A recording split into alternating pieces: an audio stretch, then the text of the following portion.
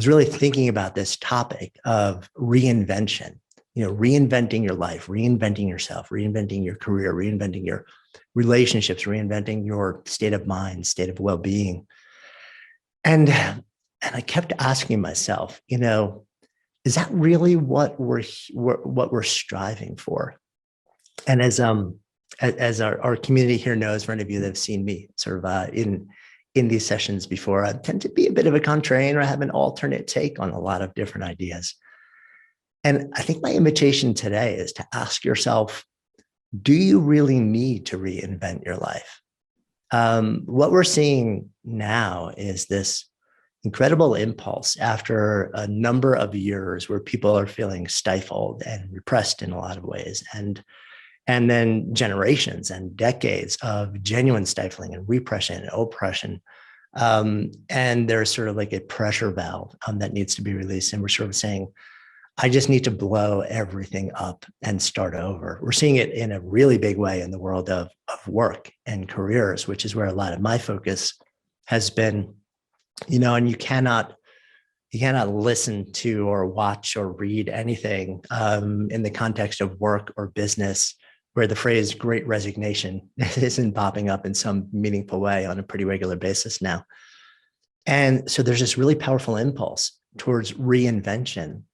But part of my question is that actually the right move for us? And if it is the right move, is it the right first move? Or is it actually much better positioned as the final move in a chain of things that we might explore before we get to the point of sort of like the big reinvention, the big blowing it up, the big disruption? Because that process of reinvention involves a lot of disruption, and it will also very necessarily involve a certain amount of pain, a certain amount of grief, a certain amount of massive recreation, a certain amount of creative destruction in the name of creative construction.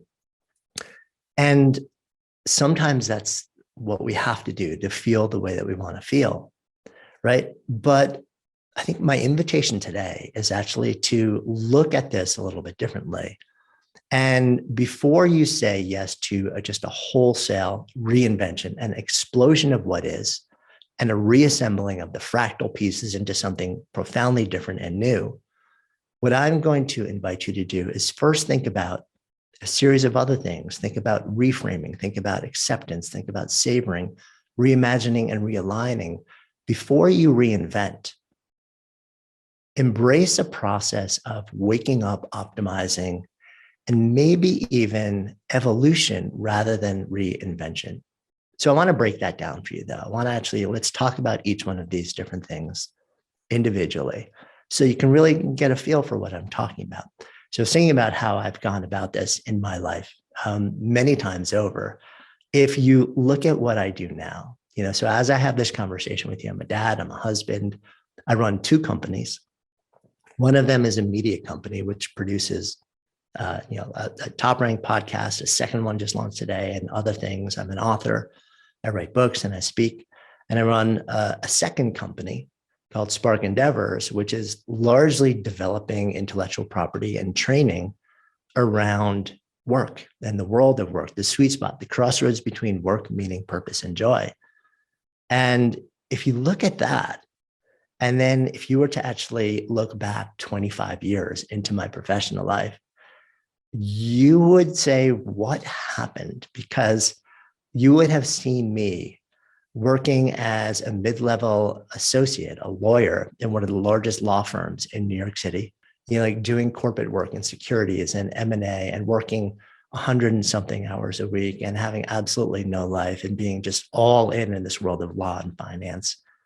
And then if you had looked at me 5 years after that, I was an entrepreneur in the world of fitness and well-being. And if you had looked at me 5 or 10 years after that, I had evolved that into the world of yoga and Eastern spirituality. And if you had looked at me 5 or 6 years after that, I had sold all those companies and been focusing on writing and speaking and teaching and building things. And if you looked at me shortly after that, I had launched this new company called Good Life Project, which is media and community and education. And you would have kind of like from the outside looking in said, oh, he just keeps massively blowing up everything that he's doing and reinventing himself and everything that he's doing in the world. But the truth is, there are a whole bunch of common threads that allowed me to just slowly evolve what I was doing in a much more methodical way. So what from the outside looking in looked like explosion reinvention, explosion reinvention, explosion reinvention, was actually from the inside out, this process of slow and gentle shifts. And I spent a little bit of time deconstructing my own process of optimizing and evolving. And yes, there was the occasional wholesale explosion and reinvention, but I realized that in my life, I probably didn't actually have to do those things. And for most people, they probably don't. So I deconstructed it into a 6-step framework. And I know Brendan's probably smiling because I somehow just create all these different frameworks. It's the way that my brain thinks. So let's talk about these 6 different steps. And in my mind, they happen in this specific order in order to get to the feeling that we so desperately yearn to feel when we talk about reinventing your life. And maybe without having to experience the pain and the disruption of doing something that is just a big blow up nuclear option move. So step 1 is all about awareness. And if you've heard me sharing ideas in our GrowthDay community here, you know that I am a huge advocate for self-awareness, for cultivating self-awareness. The reason for this is that in all of my research in 2 decades now, 2 decades plus into what it actually means, what it takes to live a good life, one of the words that keeps being centered over and over and over and over and over is a good life is an intentional life. But you cannot be intentional unless and until you are aware, right? I'll repeat that. A good life is an intentional life, but you cannot be intentional unless and until you are aware.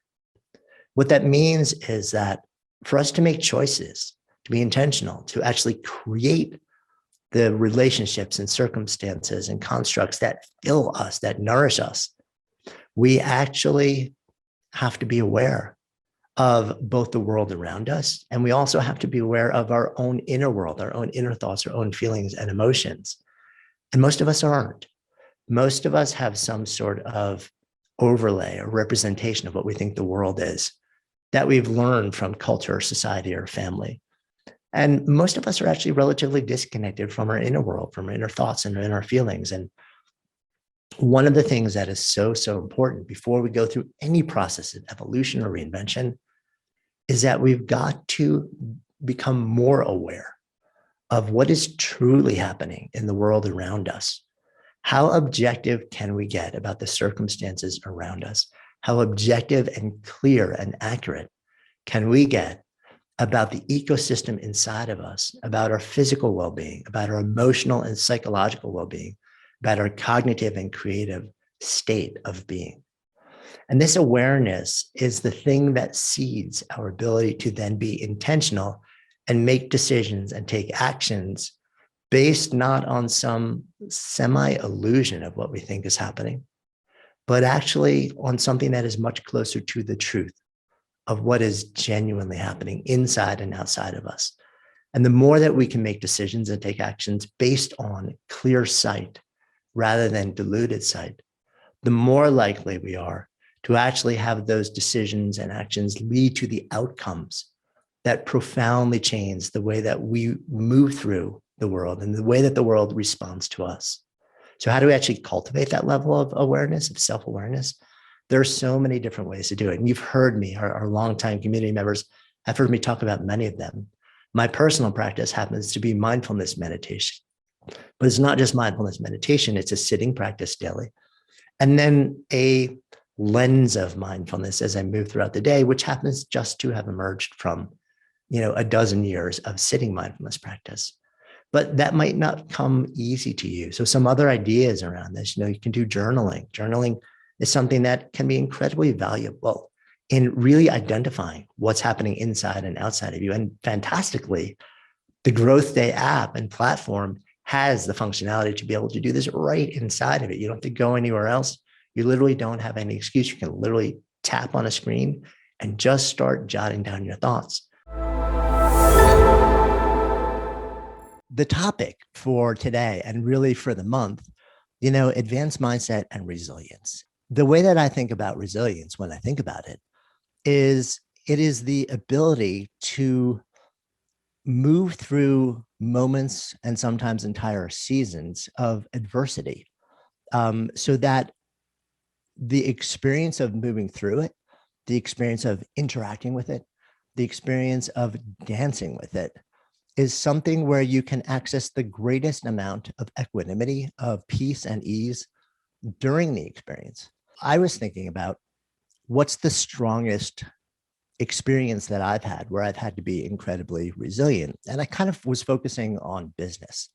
So we actually run two companies, and one of them is a media company. And we produce this flagship podcast called Good Life Project. We've been doing it for years. We actually started as a video show, filming on location with a crew and cameras.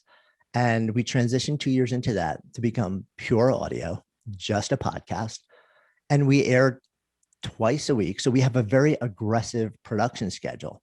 I made a commitment very early on that we were not only going to create the most extraordinary production values that we could, but also the most intimate, the most real, the most open, honest, and revelatory conversations that we could do. We built a place to actually host this where I controlled the entire environment. I would invite people in and they would come in and we would close the door behind them. And we'd sit in these two really comfy chairs with this super plush rug in a pretty intimate setting and with headphones on so we could hear each other in our ears and we could see each other. We're looking at each other. That in-person format, for me, it was sacred.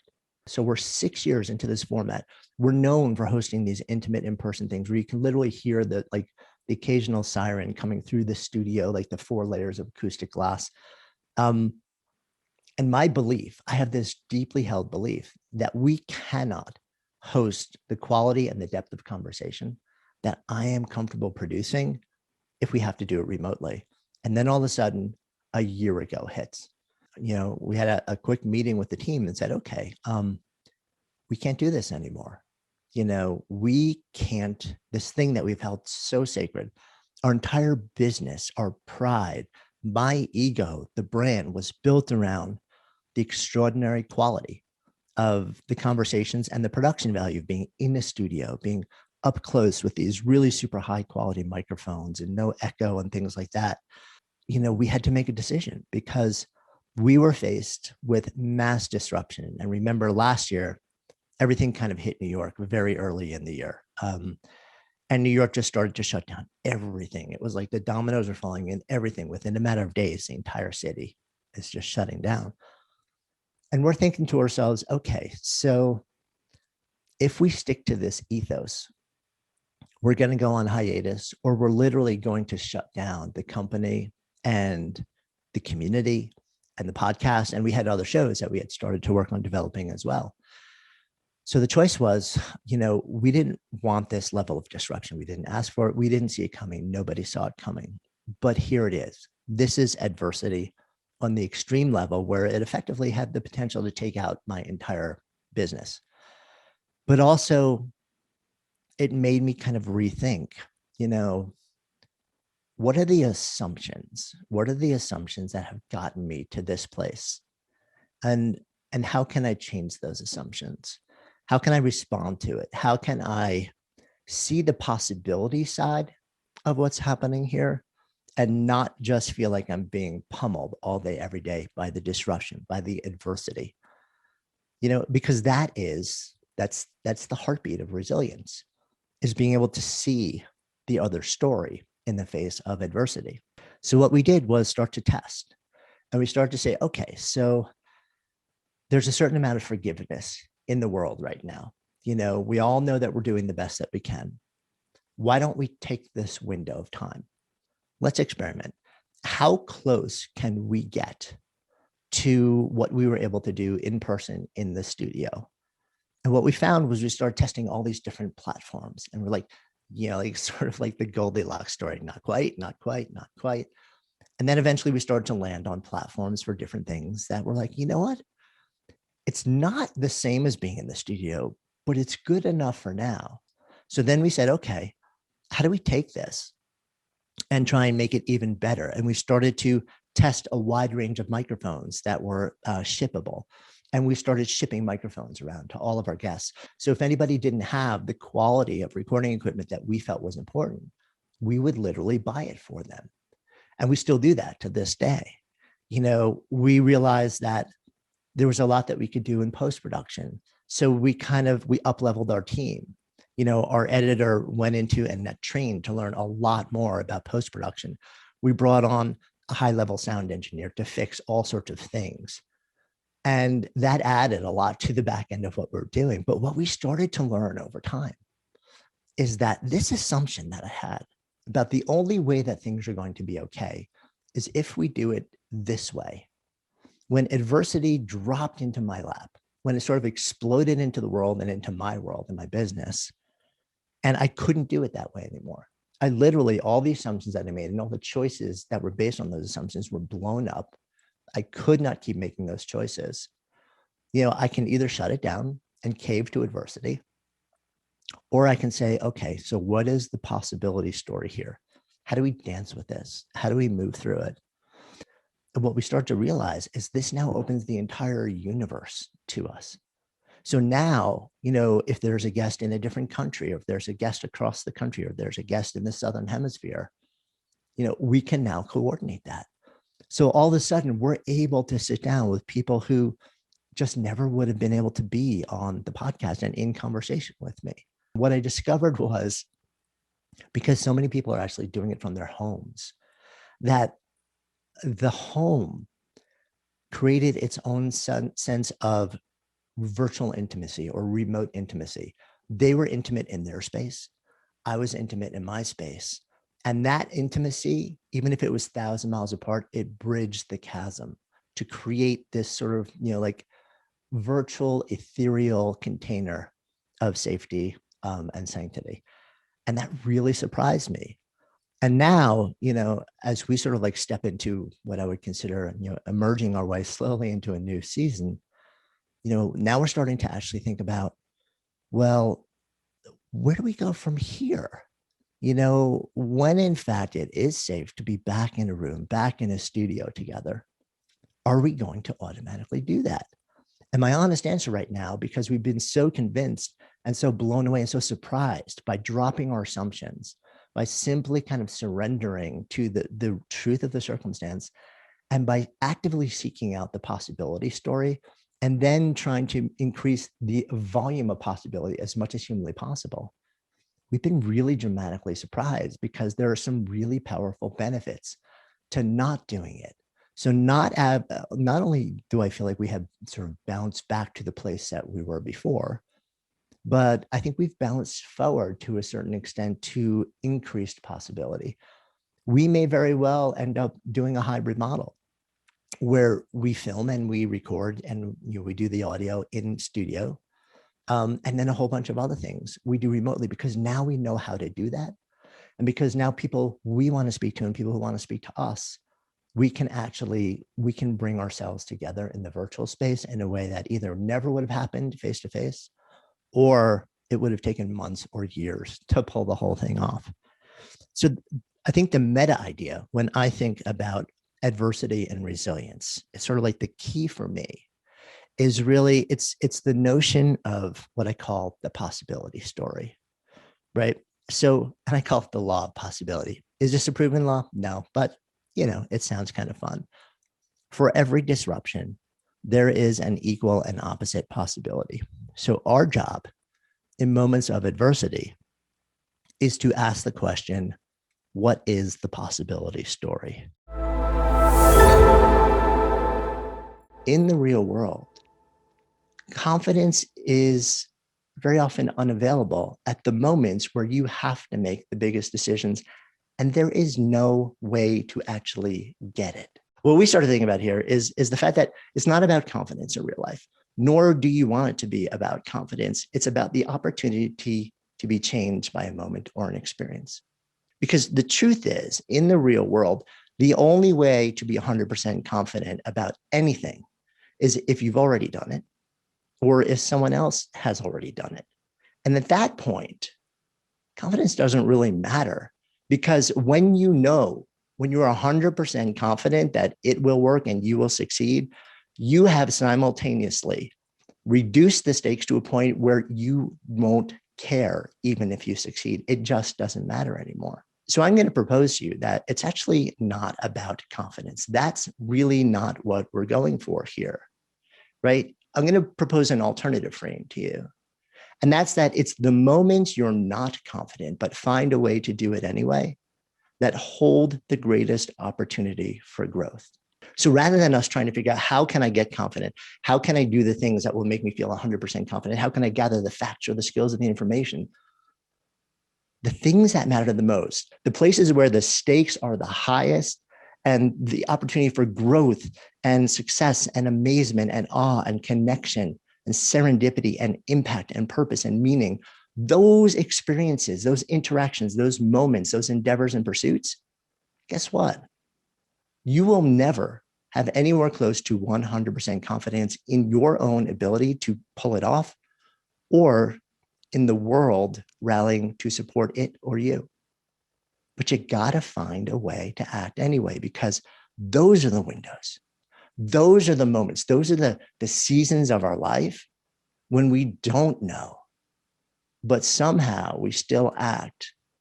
And when we actually can find a way through, when we keep making decisions and taking actions and keep stepping forward and forward and forward, even when our head is spinning and the world is uncertain and we have very little confidence, we just don't know if it's going to work or not. When we find the ability to do that, and then we progress through it and we take baby steps towards this vision that we have, that is the most magical place to be. It's not even the achievement of the end state that really fuels us up and lights us up. It's the process. It's the process of growing. It's the process of putting yourself in a place where you have the opportunity to be changed by the experience.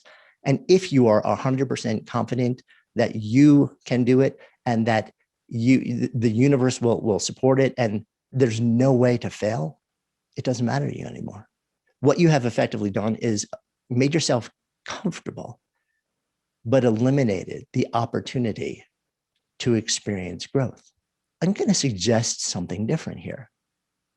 Instead of pursuing confidence, what I'm going to suggest is that we take a different approach, that we cultivate unconfident action meta skills, that we actually intentionally put ourselves in a place on a regular basis where we go out into the world and we don't know how it's going to end, where there's no easy way to have confidence that this is going to work or we will be able to pull it off and still be okay there, because that is the fertile ground of life. So let's talk about some of these skills, okay? I call these the ABCs. The first one is awareness and ease. What I'm talking about here is the ability to see clearly and find peace in the space of groundlessness.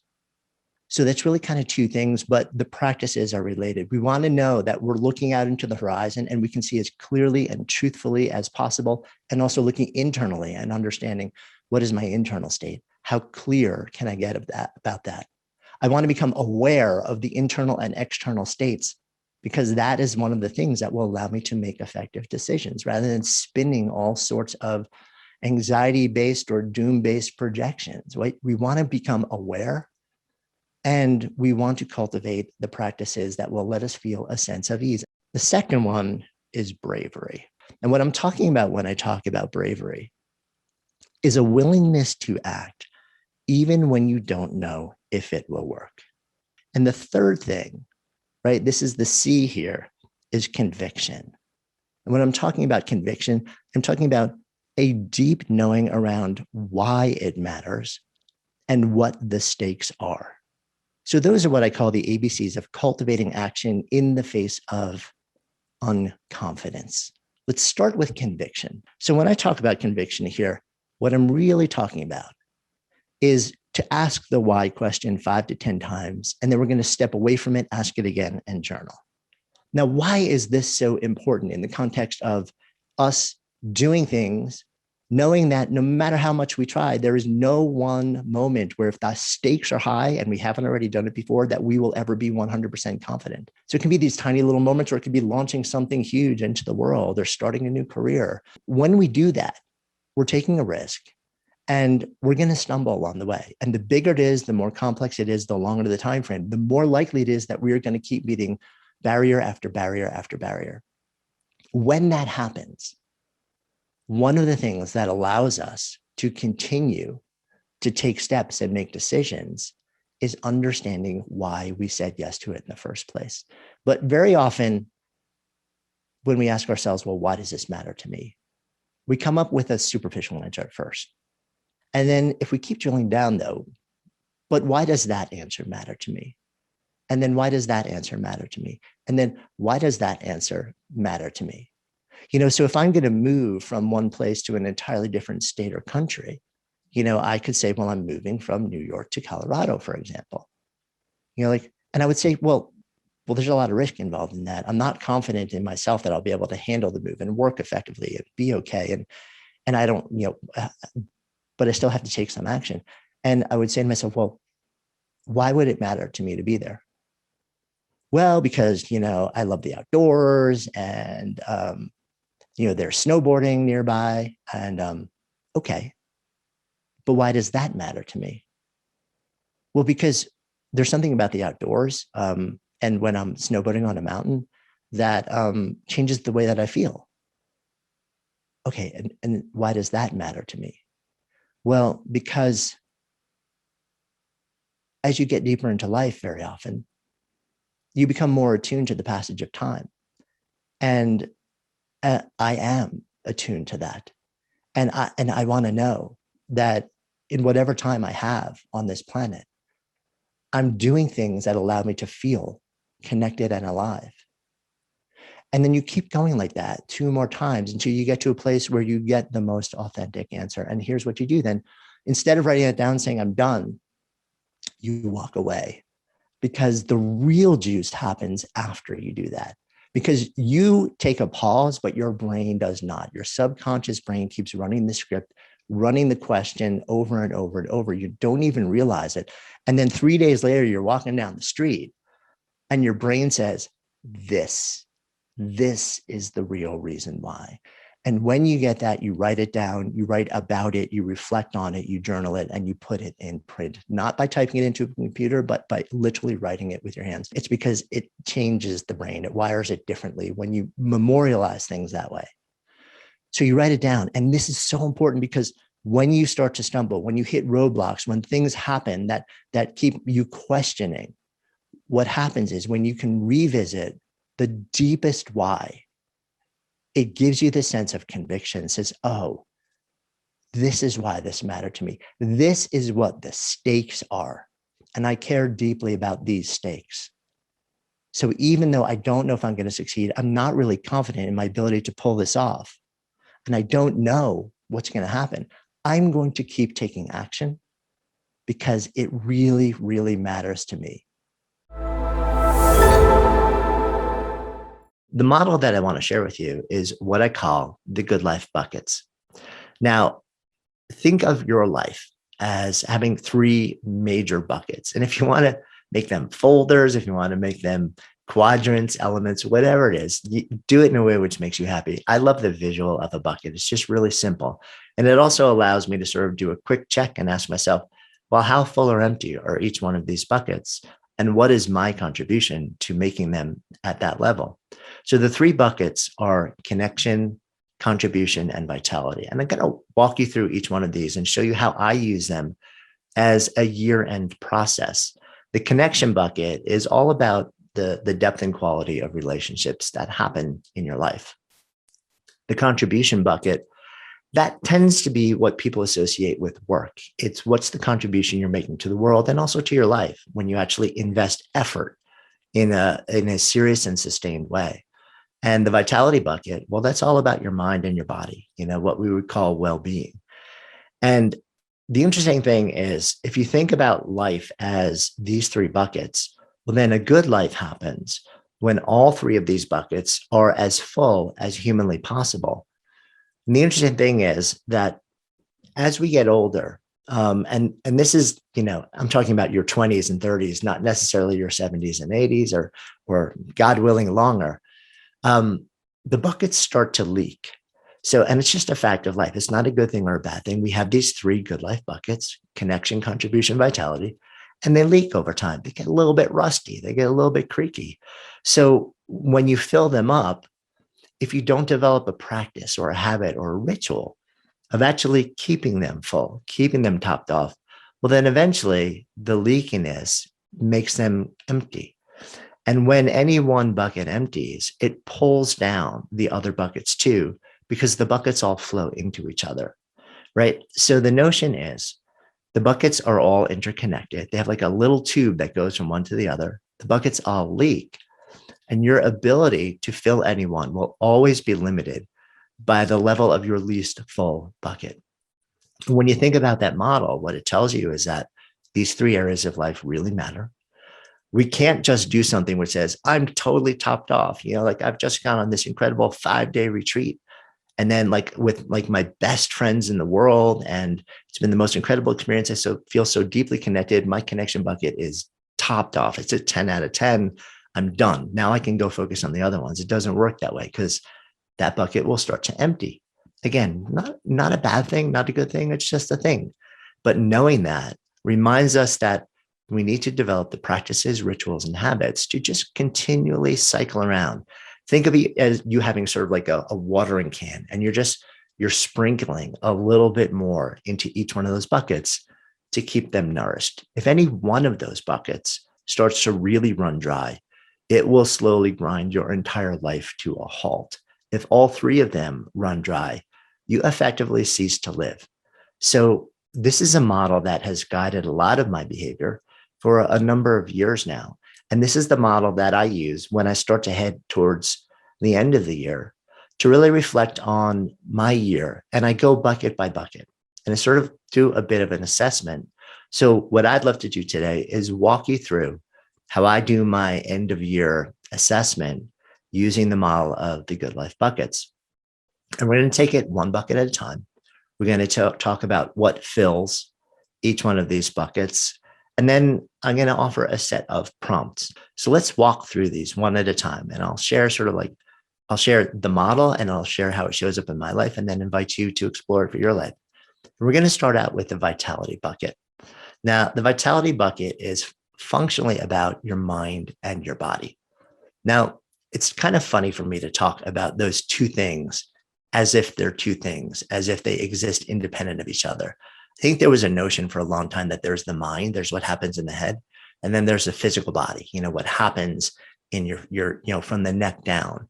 And, they communicate with each other, but they're not really the same thing. What we know through a mountain of research now is that they are fundamentally interconnected. There's a seamless feedback mechanism that goes between them. So if your mindset is not in a good place, it is going to feed back to your physical body and create physical symptomology, everything from pain to soreness to illness. So it manifests that way. And the same thing happens if your physical body is in some way struggling or suffering. It is going to feed back to your mind, and it will literally affect your state of mind, your optimism, your positivity, your resilience, your equanimity. So I'm going to talk to you about filling your vitality bucket and thinking about how full or empty it's been over the last year, using the model of the mind and the body. And I'm going to sort of like give you two separate images for each one of them. But I also want to make really clear that they weave together in a seamless way. And we can't just explore one without the other, and we can't just work with one without the other. So let's talk about first the mind side of our vitality bucket. So when I'm talking about optimizing your state of mind, or how full is your bucket in the context of your mind, your state of mind, we're looking at a couple of different elements. One, your level of awareness. How truthfully are you able to actually step into your life and be aware of what's really going on and what's not going on? And we know that it's really important because we cannot be intentional in life until we are aware. I'll say that again. We cannot be intentional until we are aware. And the reason is in order to be intentional, in order to direct our lives, in order to grow in a direction that feels good and meaningful and alive to us, we actually have to be aware of where we are now, both our internal circumstances, our state of being, and also our external circumstances, our relational circumstances. So awareness, how aware are we? How open and honest and aware are we of the actual state of our lives in the moment? And you can think about that, right? Both in terms of a current state and also over the course of this year. So we're going to use the model of 2021. How tapped in, how truly open and aware and honest have I been of my life, my state of being over the course of this last year? Have I kind of put my head in the sand and checked out?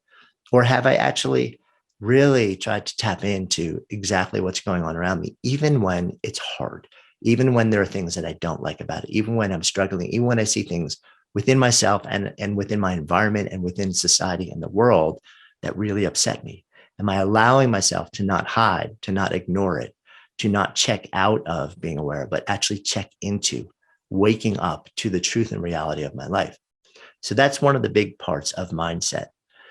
The other thing is, so some of the other qualities that I look at is, how has my access to calm, to ease, to equanimity been, right? And we know that if you can meet a circumstance and then somehow find a way to bring yourself back to a place of ease, that can be a profound enhancer of your day-to-day experience of life.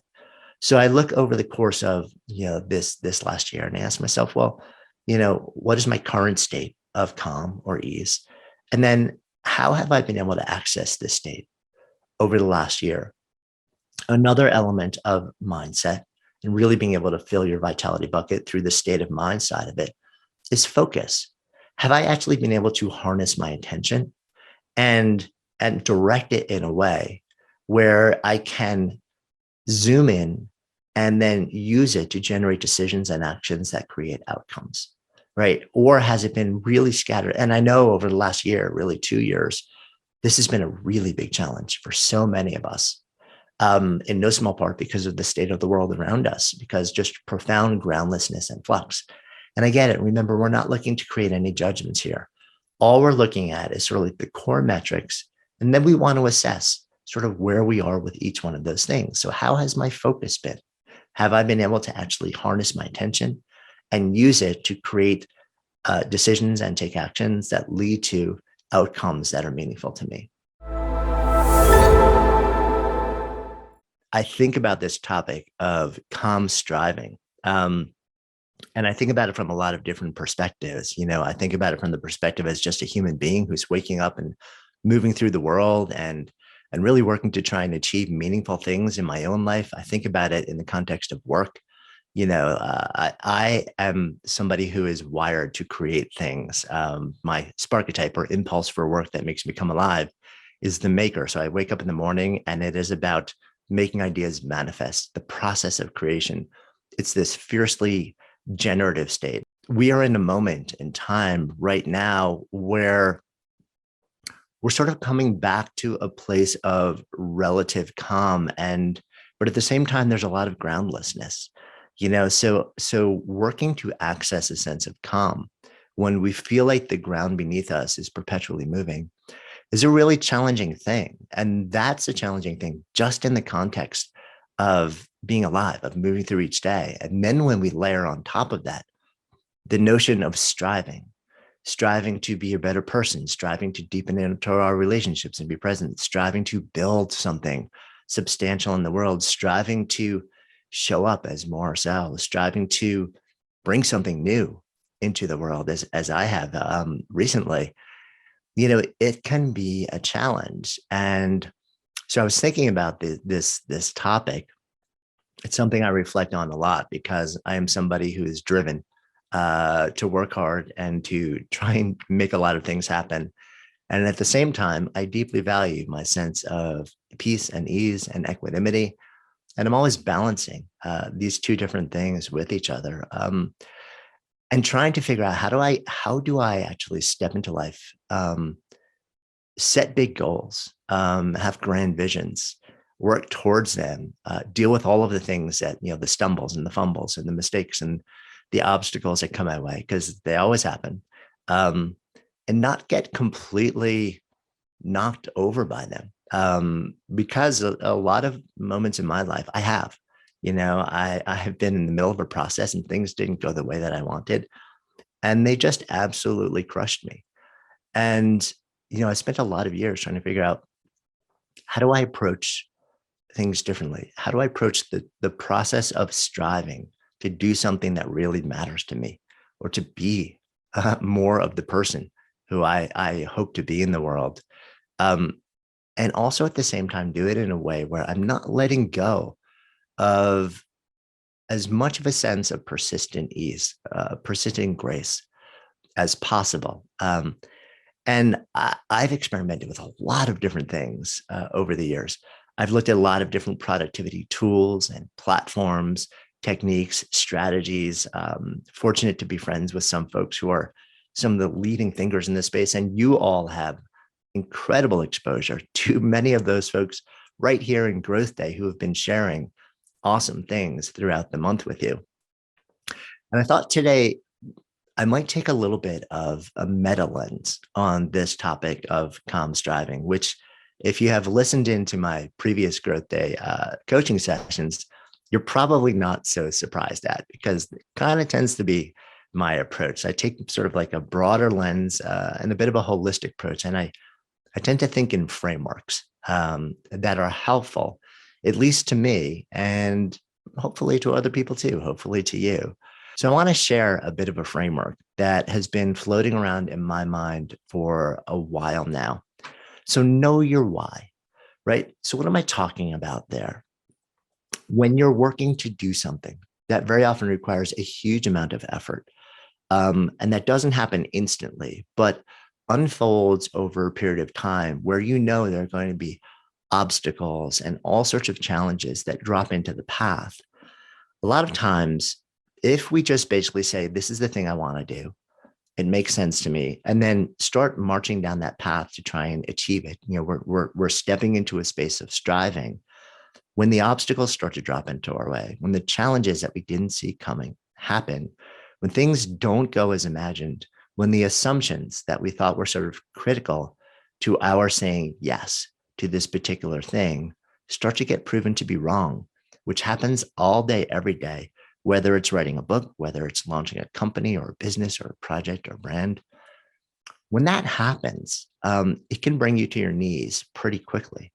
What I found is one of the things that both allows you to return to an action stance and return to a baseline level of calm and ease is having a lot of clarity around the reason that you said yes to this in the first place. Really understanding your why on a deep level, because that basically lets you revisit this thing and say, okay, so things didn't go as I planned. Things didn't go as I wanted them to go. And I didn't even see this coming. But if I really understand why I said yes to this, and if the reason why is deep and meaningful to me, and I still believe it's possible, that will allow me to kind of let go of the anxiety spin, to let go of the self-flagellation, to let go of the negativity or the doomsday scenarios. Say, okay, this isn't going the way I thought it was going, but I am deeply committed because I understand why I said yes to this project in the first place. And it means so much to me. And I still believe this is possible, that I'm going to keep going. And that also allows me to come back to a place where I can kind of say, I didn't want this. I didn't expect it, but I care about continuing on. And I'm going to come back to center here. I'm going to keep returning to my fundamental reason why. And that brings me a certain grounding experience. So that has happened numerous times in the context of writing the book Sparked. I have, I started these ideas literally after 9/11. They've been brewing for almost 2 decades. We sold the book in March of 2020, and I was immediately heads down, literally as the city, New York City, was shutting down. I had just signed a book deal and I was deepening into the process of writing what I thought would be a relatively straightforward process, what I thought would be the opportunity to travel around, talk to tons of different people, interview them, certain amount of spaciousness that would make it easy for me to kind of vanish into my creative cave, know everything would be okay, know that all the other things would be, kind of humming along, know that the podcast, which is a central part of my devotion, it's an entire company that, we employ people, and it's a big part of, the revenue that allows me to sustain myself in the road, that would just kind of keep on keeping on. And in the blink of an eye, it didn't. Part of our podcast was based around the notion that we had a studio in New York and we only recorded in person. That was part of our value set, our production value commitment. And I blinked and that all had to end, which means that we had to spend a huge amount of time completely reimagining what that production was like, what the schedule was like, what the process was like, whether we could even continue and produce something that I would still be proud of. And that took a huge amount of effort that I didn't plan for, I didn't expect, and I didn't ask for, and I didn't want, to be honest with you.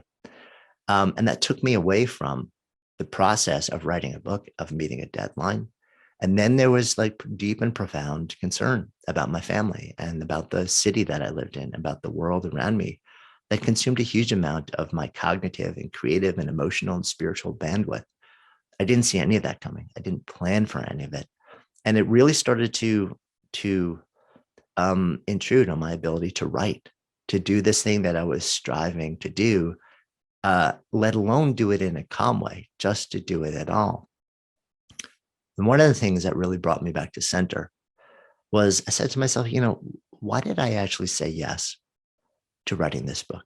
Why did I say now is the time for me to sit down and write this book called Sparked and these ideas out into the world? And my answer was, for whatever reason, the research that we've done over the years has led me to a unique insight, which is that we all have a unique imprint for work that makes us come alive, and the development of tools and ideas. And I was sitting on a giant reservoir of stories and information and intel in my head that I truly believed would be helpful in some meaningful way to other people, and it was important for me to extract that from my head, both so that there was something that people could reference that wasn't just always coming to me, but also because I believe that we spend the vast majority of our waking hours doing this thing called work.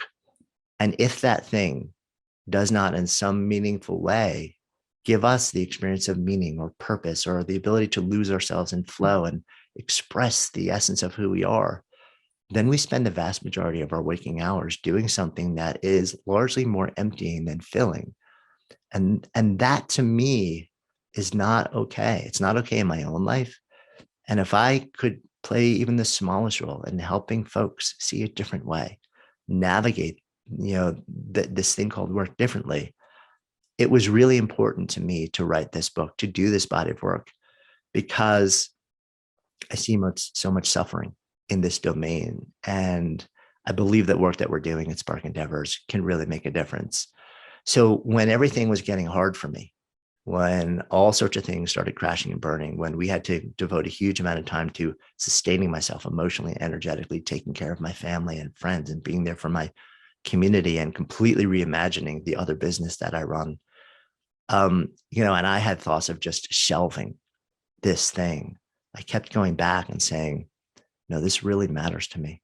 I understand why I said yes to this. The reason I said why, not only is it still matter to me, but as I saw what unfolded over the last year and a half, it became more important to me than ever before, because I saw people dropping into this moment of profound existential questioning and reimagining. And if I thought that what I was working on would potentially be helpful before, that feeling only got stronger and stronger and stronger and remains paramount in my reason for saying yes to doing this thing. And that kept bringing me back. Knowing my why kept bringing me back. It brought me back not just to a generative, creative, action-oriented stance, but it kept bringing me back to a grounded sense of understanding why I was showing up and doing this every day. It let me feel a certain peace of mind to return to. And from that place, it allowed me to tap into my creative juices more effectively. we may or may not have been comfortable making friends as kids. Everyone sort of lies on a different part of the spectrum there. But what's kind of universally shared is that by the time we're an adult, whether you have a family or not, whether you're working a full-time job or not, we tend to change. We tend to be more protected, tend to be more suspicious. We tend to be less open, less vulnerable. And making new friends very often gets harder. Not for everybody, but from what I've seen, for most people, certainly for me, I'm raising my hand when I say that. I'm like, I am a member of that club. And I think a lot of times also we rely on the friends that we made from as far back as we can imagine because they know us the best and we trust them the most and they trust us the most. And we know that it takes a certain investment of energy and a risk of exposing who we are to make new friends. And once we're a little bit further into life, a lot of times we just don't want to go there. Like we're navigating and grappling with so much that the idea of spending that energy, of putting ourselves out, of taking the risk of not being accepted, it's just too much. So we kind of shut down and we accept, our friendship lot for the moment that we're in, and sometimes for life. And I'm sharing this because in no small part I'm describing myself. I love people, but I'm also introverted. I love people, and I'm also what Elaine Aron would describe as a highly sensitive person, which means that in part, I get sensitive in social situations to the extent where even loud noises or being in an environment that's super noisy for an extended period of time can make me start to withdraw. So I've had to figure out, okay, how do I have a vibrant set of friends and regular interaction with them and actually, quote, put myself out there, knowing that I'm actually pretty happy hanging out. I'm literally like in a recording studio where the walls are on either side of me and they're all padded. It's as quiet and cozy as you can get. Like, how do I step out of this setting? Or how do I invite people into this setting and create those friendships that aren't just superficial, but change you and sustain you for life? I run a couple of companies right now, but one is called Good Life Project. And we're most known, I think, these days for the podcast that we create. But bigger picture, for 5 years, when you zoom the lens out, we actually ran an adult summer camp where for generally the last 4 days of summer, every summer for 5 years, we would drop into this 160-acre kids sleepaway camp. Of course, after they cleaned the whole place out, because there was a lot of cleaning to do after the kids. And it was this great facility and it was kids bunks, they weren't winterized or summerized. You get what you get, a dozen bunks to each building. And we would kind of swoop in and we'd take it over. And we would spend the better part of the entire year figuring out how to create this near magical environment. And then we would welcome, by the end, we're welcoming about 450 people every year. They would come on planes, trains, automobiles. They would come from the other side of the world. We had people from Australia. Like literally, they would travel from the other side of the planet to get to this place to spend 4 days, often with total strangers. And very often they would come alone. They didn't come as a group, although they'd always leave as a group. And, we learned over that 5-year window that there were a lot of things that we could do, that we could think through. There are a lot of mechanisms that we could create. There was an ethos that we could cultivate. We could be very intentional about creating a dynamic that allowed total strangers who were often just stepping off of 24 hours of flying, multiple connections, 14-hour time difference, crossing the date line, to drop into this place in the middle of the country in a kids sleepaway camp, sleep a dozen to a bunk in like tiny little kids sleeping bunks, by the way, share bathrooms, and be amazingly comfortable and have it be this stunning experience, where our favorite thing to know would be like they came alone and they would leave with lifelong friends. So let's talk a little bit about some of the lessons that we learned through this 5-year experience of running our own adult summer camp. It's kind of fun. One of the first lessons that we really learned is that we needed to create what I called a safe container. Now, we did this in the context of, like we literally took over a kid's sleepaway camp. We removed people from their day-to-day environment. So all the stresses, all the distractions coming at you, all the devices that you're like distracting yourself with, like the phone calls, everything, the people bumping into you, none of that existed. So one of the things I realized is incredibly powerful is if you literally remove yourself to a place where it's almost you're stepping out of the ordinary world and into the extraordinary world. And you can almost think of this as the hero's journey of friendship. It's sort of what Joseph Campbell wrote about when he talked about the hero's journey. At some point, you cross the threshold and you leave the ordinary world and you step into the extraordinary world. And in my mind, making really deep new friendships, you could really see as a hero's or a heroine's journey. And it starts by stepping out of the ordinary world and into the extraordinary world. And we want to create a safe container for people to step into. And like I said, you can do that in the virtual space too. Brendan's done it. The whole team has done it in this community that we have here. So what actually makes it safe? Well, the physical environment, we wanted to really remove distractions. We want to create emotional safety also. And part of that we do by actually creating what I would call a shared ethos or a shared value set. So when people would think about coming to camp, one of the things that they would actually think about is, well, will the people there be my people? Well, how do we know if they're my people? Same thing if you're like kind of thinking about, well, do I approach this other person, maybe make a new friendship? I'll know, are they my people? Because if they're not my people, this could get ugly fast. It's gonna be a really uncomfortable conversation, and I'm gonna feel awkward, and then I'm gonna run for the door, and then so that can still happen, and that's kind of the fun of actually putting yourself out there. Says the guy who hides in a digital cave as he speaks to you, and but what we did was we realized that we needed to actually somehow telegraph our values and beliefs so that people could kind of like, before they even step into it, be like, oh yeah, I kind of see the world like this person and these people in this community. The way we did that was a couple of ways. I mean, number one, we had a lot of people who were listening to the podcast over a period of weeks and months and years. They started to understand my personal value set and know that that was a part of the community that we were creating. So they built it around what they knew of me. But we also wanted to separate it from me. And we actually created what I called a living creed. So this was a statement of belief. Some people might call it a manifesto. It was basically a one-page statement of beliefs and statement of values. And we published that for years. It was actually sort of front and center on our website. And we would make that also a part of camp. We say, this is what we believe in. If you go to the Good Life Project website now, for example, and look at the About page, we don't have that creed up there anymore. But it's really clear reading our story, what our values and beliefs are, what we aspire to, and what's meaningful to us, what's important to us. And I think we do that, in the digital domain by kind of like putting it out there.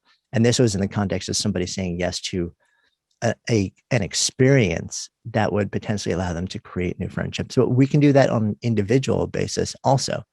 We may not necessarily put out like a statement of values and beliefs, but what we don't realize is we're actually doing that all day, every day. Old school version of that is, a lot of it was about what we wore.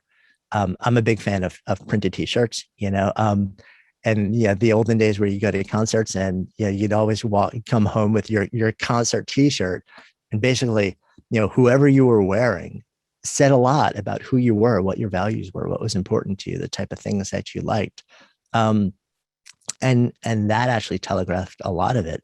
These days, when we're trying to actually get a beat on, well, like, could this person be an interesting friend? And maybe we kind of want to know a little bit more about them before we even approach them. Social media has become the new printed t-shirt. So many people are out there on Instagram and Facebook, and these days Discord and all the different platforms. And we're sharing all day, every day. And we're not only sharing our own stuff, we're sharing other people's stuff that resonates with us. And what we're effectively doing is we are we're identifying an ethos around our values, our beliefs, our hopes, our aspirations, our fears, our desires. And we are publishing that to the world to say, know me. We don't realize necessarily that's why we're doing it. We're just like, hey, this is fun or this is cool. We're putting it out there. But what's happening underneath the surface is we are sharing a deeper part of ourselves, and in part because we want to be known, but in part what it also does is it telegraphs something that leads in front of us should we then meet somebody or somebody want to actually reach out to us and become friends, because they'll say, hey, we see the world similarly. We share similar values and beliefs, and I want to know you. And it makes that conversation a little bit more comfortable. It creates that safety that I was talking about. It's one of the things that goes into creating a safe container that can potentially lead to friendship. This can be your day for personal growth. This can be that day you committed to and you remember, you go, that was the day I got myself a community. I got better coaches. I committed to making my life the absolute best that I could. This is that day. Make today your growth day. Click the button on this page and sign up right now.